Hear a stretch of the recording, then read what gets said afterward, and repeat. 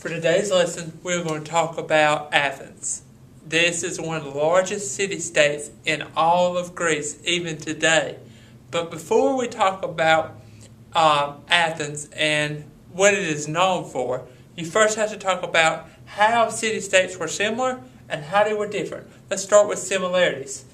They all were Greek, whether that be their language of origin, they were born there.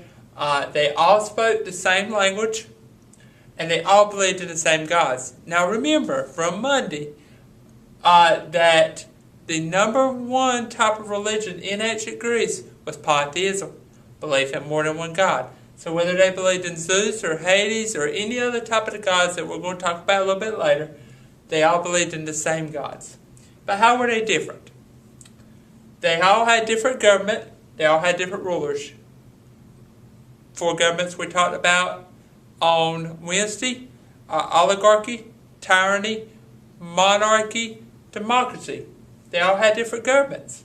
They were also independent from each other. Go back to geography. Remember, they were always away from each other, but they wanted to keep their economic ties to mainland Greece.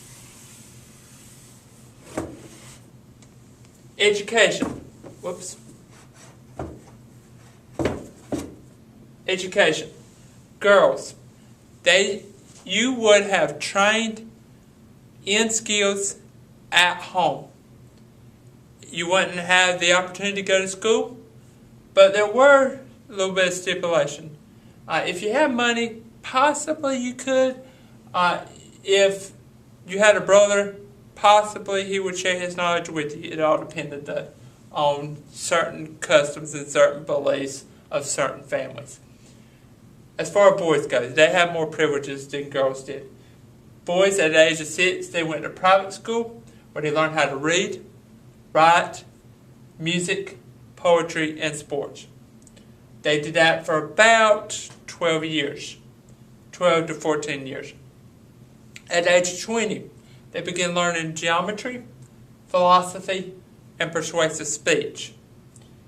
After 2 years of learning that, then they went at the age of 22 to a military training school for an additional 2 years that they were expected to serve in this military training school.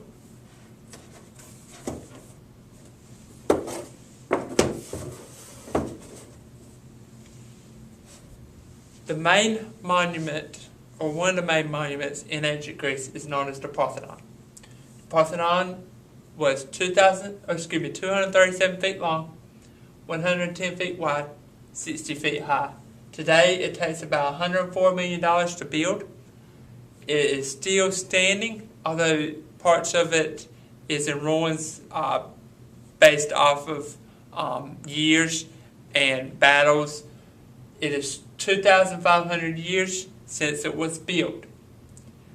It was built for one of the main patron gods in Greece that we're going to go over a little bit later on in our unit. The government that the Athenians practiced was democracy. Their citizens, some men, no women, or slaves, were citizens. Now, what do you think were the characteristics of the men who could become citizens? Landowners, money, upper class, high middle class. Those were the citizens.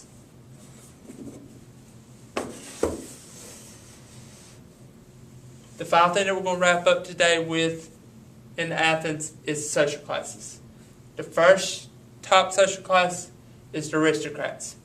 You have the wealthy landowners, also the captains of the triremes, and the builders of the triremes.